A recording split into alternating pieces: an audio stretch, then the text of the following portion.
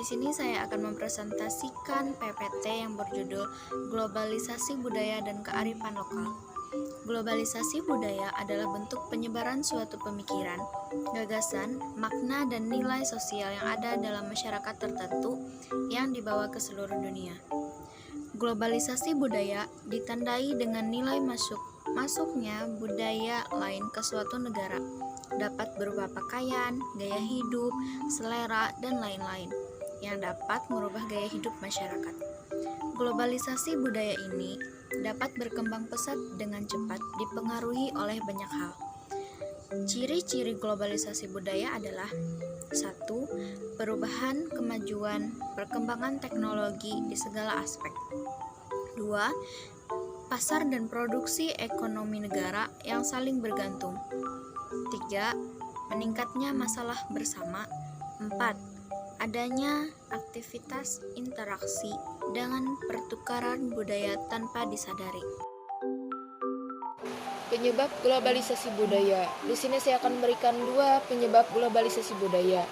Yang pertama, masuknya budaya luar ke Indonesia, dan yang kedua, informasi yang semakin terbuka dan hemat, sehingga membuat masyarakat dapat menerima berbagai macam berita tentang budaya yang datang dari berbagai negara.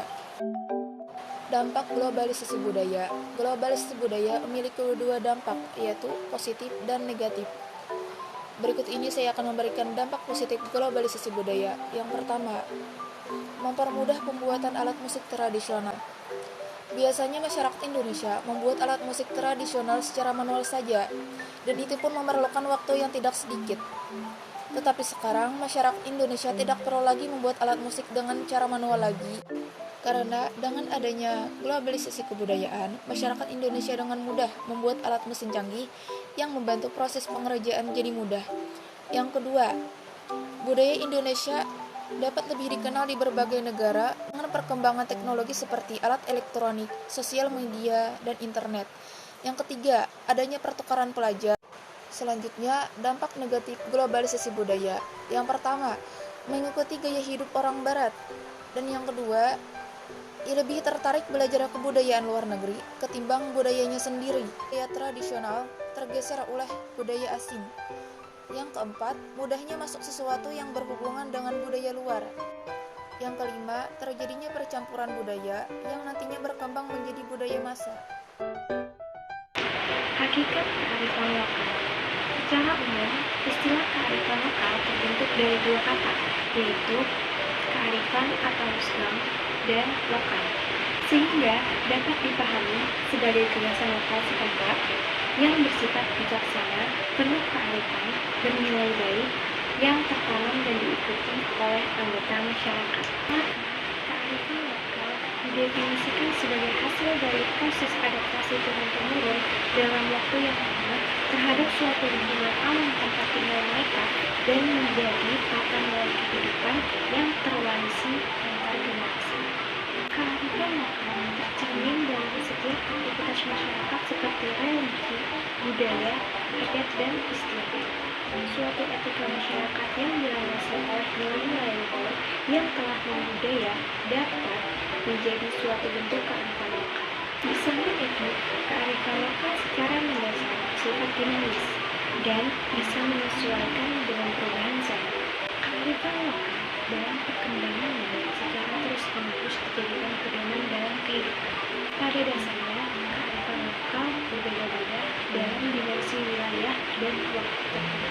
Pengertian kearifan lokal menurut sudut pandang Kamus Besar Indonesia dan Bahasa Inggris, kearifan lokal terdiri dari 2 ranah, yakni kearifan atau wisdom dan lokal. Kearifan memiliki arti yakni kebijaksanaan dan lokal memiliki arti setempat.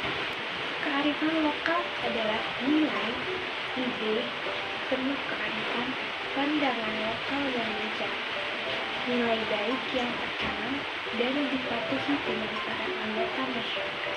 Kearifan lokal adalah sebuah tema humaniora yang diajukan untuk memulihkan peradaban dari krisis modernitas. Ia diunggulkan sebagai pengetahuan yang benar, berhadapan dengan standar saintisme. Modern yaitu semua pengetahuan yang diperoleh dengan pendekatan positivisme atau suatu cara penyusunan pengetahuan melalui observasi gejala untuk mencari hukum-hukumnya. Kearifan lokal secara turun-temurun diwariskan lewat cerita dari mulut ke mulut. Kearifan lokal merupakan pengetahuan yang ditemukan masyarakat lokal tertentu lewat berbagai pengalaman dalam mencoba dan mengintegrasikannya ke dalam pemahaman budaya dan kondisi alam di sekitar masyarakat. Fungsi kearifan lokal tentunya sangat banyak. Saya hanya menyebutkan beberapa saja. Yang pertama, menjadi sarana untuk pengembangan budaya, juga dalam pengetahuan dan juga sebagai media integrasi sosial. Yang kedua, sebagai sarana manifestasi moral dan etika masyarakat.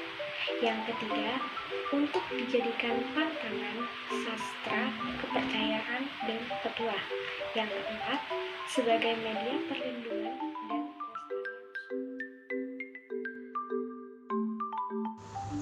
Nah, ciri-ciri dari kearifan lokal yang pertama ialah memiliki kemampuan untuk mengatur dan mengarahkan. Yang kedua ialah memiliki kemampuan untuk mengakomodasi budaya yang datang dari luar. Yang ketiga, memiliki kemampuan untuk mengarahkan perkembangan budaya. Keempat, kearifan lokal dapat menyatukan budaya daerah dengan budaya asli. Dan yang terakhir ialah kearifan lokal merupakan sebuah benteng pertahanan terhadap pengaruh budaya luar. Contoh dari kearifan lokal, yang pertama adalah bebiye. Bebiye adalah suatu adat, yaitu adat menanam dan memanen secara bersama-sama. Adat ini terdapat pada Sulawesi Selatan. Yang kedua adalah awik-awik. Awik-awik adalah suatu adat istiadat yang dijadikan pedoman dalam bersikap terhadap lingkungan. Adat ini terdapat di Lombok Barat dan Bali. Yang ketiga adalah cingcuwong. Cingcuwong adalah adat istiadat yang berasal dari suku Sunda. Adat istiadat ini bertujuan untuk meminta hujan. Yang terakhir adalah hutan larangan adat. Hutan ini terdapat di Desa Rumbio, Provinsi Riau. Memasuki bagian yang ketiga, yaitu kearifan budaya lokal di era globalisasi. Kita mengetahui bahwa budaya lokal yang hidup di tengah masyarakat biasanya lahir dari dorongan spiritual masyarakat dan ritus-ritus lokal yang secara rohani dan material sangat penting bagi kehidupan sosial suatu lingkungan masyarakat desa. Menghadapi era globalisasi, kita dituntut untuk mampu mengembangkan dan memanfaatkan kekayaan budaya yang memiliki kearifan-kearifan lokal.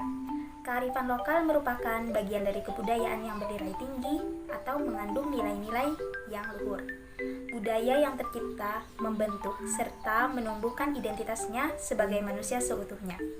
Setiap orang memiliki identitas yang dibangun oleh budayanya, dan kearifan lokal hadir dalam budaya yang membentuk identitas manusia. Kearifan budaya lokal di era globalisasi mempengaruhi terhadap tradisi dan modernisasi yang jika kita pahami secara dewasa, nilai-nilai kearifan lokal yang dimiliki bangsa ini lambat laun telah memudar dikarenakan kemajuan teknologi yang ada, yang disebabkan pengaruh dampak teknologi di era global sekarang ini. Hal tersebut bisa dilihat dengan semakin sulitnya menjumpai bentuk-bentuk seni pertunjukan. Seni-seni pertunjukan tradisional yang difungsikan sebagai sarana ritual. Akan tetapi, bentuk-bentuk pertunjukan sekarang ini lebih berfungsi sebagai sarana hiburan dan sarana hiburan semata. Dengan kata lain, bentuk-bentuk seni pertunjukan yang ada sudah kehilangan nilai budaya atau kandungan nilainya telah berubah. Globalisasi tanpa disadari telah membawa perubahan tata nilai di masyarakat. Perubahan itu nampak terjadi pergeseran sistem nilai budaya serta sikap dan pandangan yang telah berubah terhadap nilai-nilai budaya. Pengaruh global tanpa disadari telah menimbulkan mobilitas sosial yang diikuti oleh hubungan tata nilai budaya yang bergeser dalam kehidupan masyarakat. dampak globalisasi dan kemajuan di bidang teknologi komunikasi yang masuk secara tidak disadari membawa dampak terhadap intensitas kontak budaya antar suku maupun dengan kebudayaan dari luar. Khususnya dengan kontak budaya dengan kebudayaan asing itu, bukan saja intensitasnya menjadi besar, tetapi juga penyebarannya berlangsung dengan cepat dan luas jangkauannya. Terjadilah perubahan orientasi budaya yang kadang-kadang menimbulkan dampak terhadap tata nilai masyarakat. Contoh kearifan lokal di era globalisasi di lingkungan terdekat. 1. Bahasa daerah, yaitu bahasa Banjar. Bahasa masyarakat di daerah Kalimantan Selatan adalah bahasa Banjar. Bahasa Banjar terdiri atas dua kelompok, yaitu bahasa Banjar Hulu dan bahasa Banjar Kuala.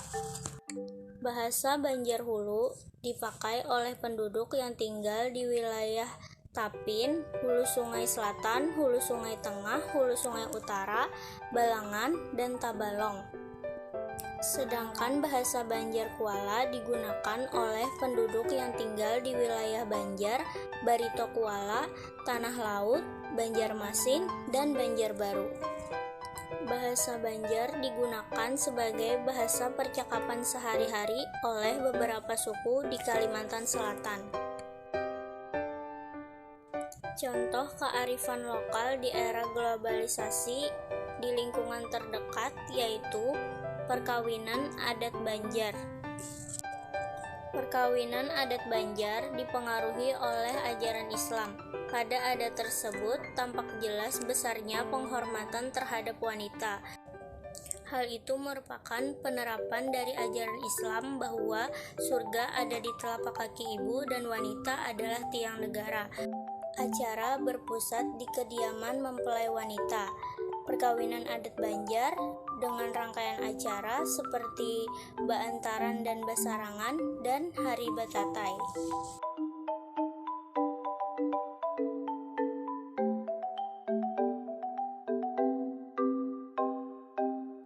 Contoh yang ketiga adalah rumah bubungan tinggi. Rumah ini merupakan rumah khas suku Banjar. Rumah ini biasa terbuat dari kayu ulin atau kayu besi. Contoh kearifan lokal di era globalisasi di lingkungan terdekat yang keempat yaitu upacara adat kematian. Membantu orang yang tertimpa musibah kematian di daerah Kalimantan Selatan merupakan suatu kewajiban yang dilakukan dengan ikhlas. Segala keperluan biasanya ditanggung bersama dengan gotong royong.